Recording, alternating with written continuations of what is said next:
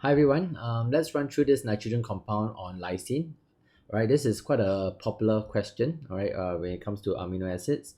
Right, so let's read through. Okay, lysine is a alpha amino acid. It has three pKa values.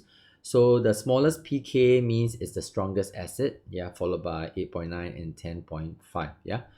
Okay, but if you look at lysine, it actually has one carboxylic acid, one acidic group, and two basic group. There are two amino groups, right? Two amine groups.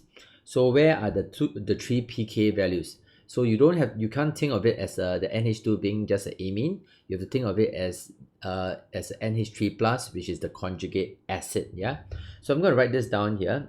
So we're thinking of the conjugate acid.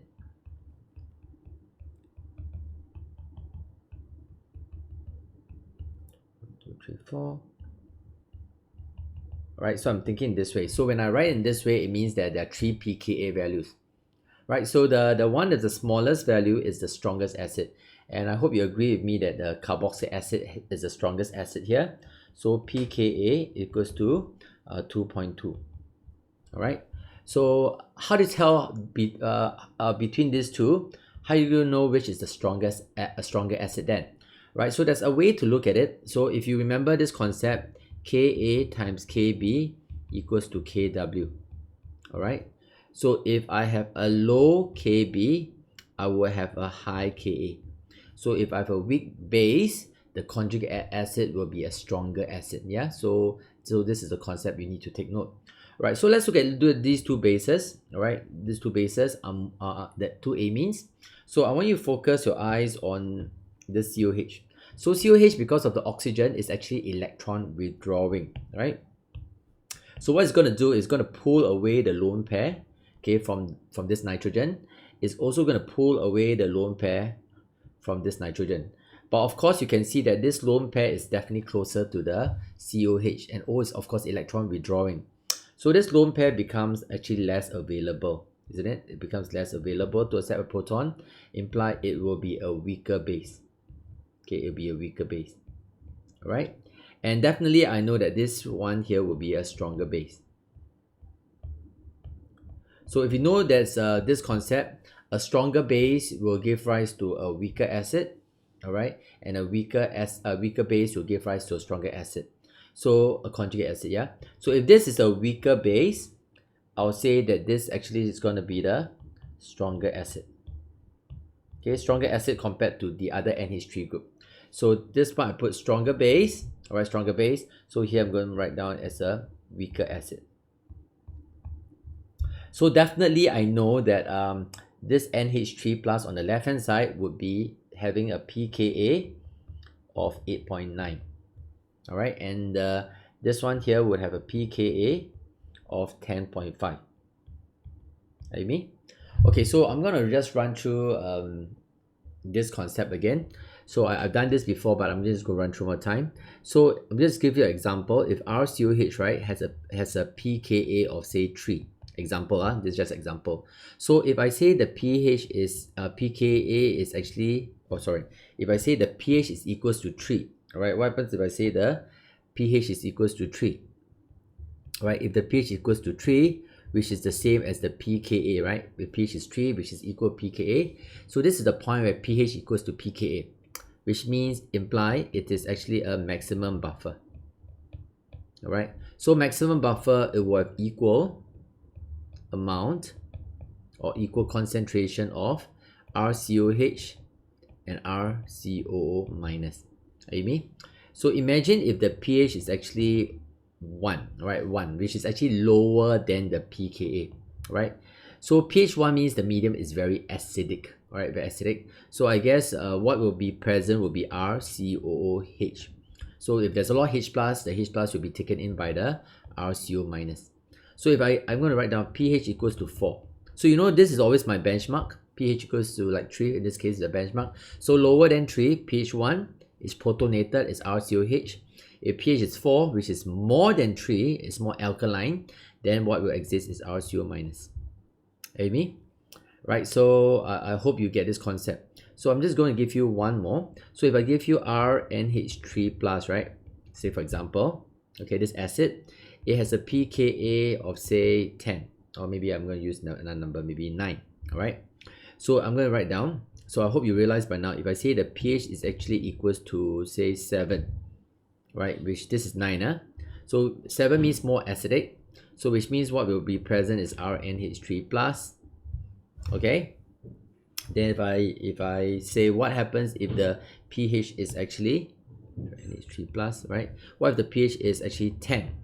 So more basic. So I guess more basic means the base will pull out the H plus from here. So which means what will exist is RNH2. So I hope you get this concept. All right.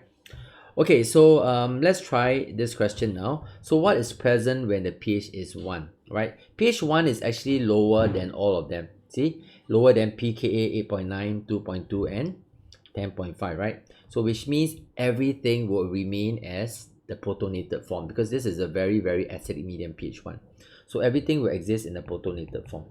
All right, so I'm just going to write this down first. So this is the structure at pH 1.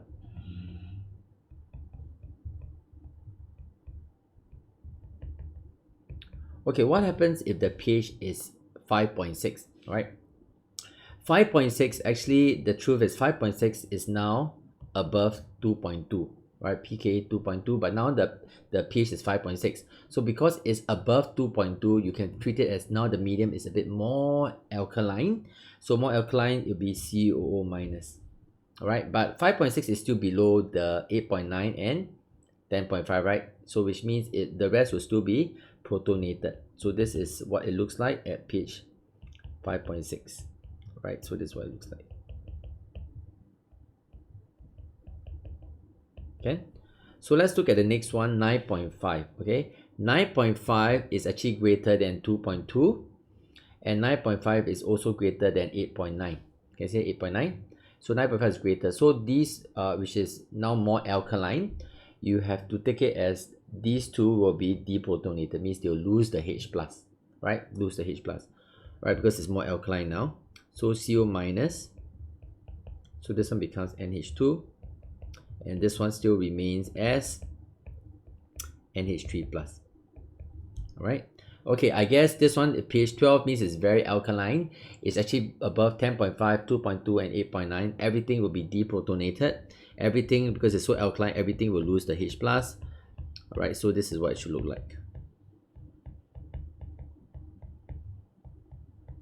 You see that? Okay, so this is the structures at pH 1, pH 6.5, pH 9, and pH 12. So sometimes they might ask you where's the Zwitter ion. Actually, the Zwitter ion is over here. Okay, you can see that this is the Zwitter ion, right? This Zwitter ion, of course, you can see that it has one minus here and one plus here. That's all. So no net charge. All right. Okay, let's look at next part. What are the species present at 2.2? So 2.2 is what I call the whereby the pH equals to pKa. So this is what I call the maximum buffer. All right, maximum buffer. So maximum buffer, usually you will realize that it must of course have two species. So what are the species present at 2.2? All right, so the species present at 2.2 will be sum of 2.2 is somewhere around here, right? In between pH 1 and 5.6, isn't it? So it means it will, I'm going to call this A. I'm going to call this B, just for simplicity. This is C, and this is D, right? So what are species present at 2.2, where pH equals to pKa, right? Over here, right? So it's somewhere, 2.2 is somewhere between pH 1 and pH 5.6, which means what are the species present is A and B. Okay, both of them. So if I say, hey, what is the species present at 8.9? So 8.9, you will have equal amount of B and C. And if what's the species present at, say, pH 10.5, they have equal amount of C and D. All right, because pH equals pK is the maximum buffer. All right, and it will have the two species in equal amount. Okay, what's the isoelectric point of lysine? So remember this formula, Pi, which is the isoelectric point, all right, is equals to half pKa1 plus pKa2, right? So based on where is the Zwitter ion? So this is a Zwitter ion, isn't it? All right.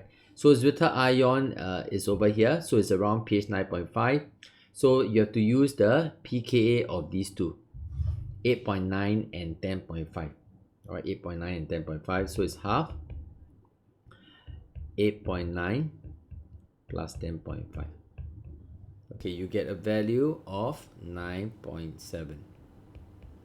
Okay, so this isoelectric point of lysine. Okay, let me sketch this to show you what it should look like if you have to draw a graph. So this is exactly what it should look like. This pH, this volume of OH minus. So if you start with A, all right, I'm just going to draw this A here. So it can be neutralized 3 times, right? So it's going to be like 1 time, 2 times, 3 times, okay? So it can be neutralized 3 times. So this is how we look at it. Move this a bit, sorry. Need some space, huh? Okay, this is A. Okay, starting here is A. So this part is what you get is B. Okay, see it? Here is the third C, and this is D, right? So if you have to draw the maximum buffer, so this point will be 2.2. This point here will be 8.9, and this point here will be 10.5. Can you see that? So, and take note, the zeta ion is somewhere here, all right?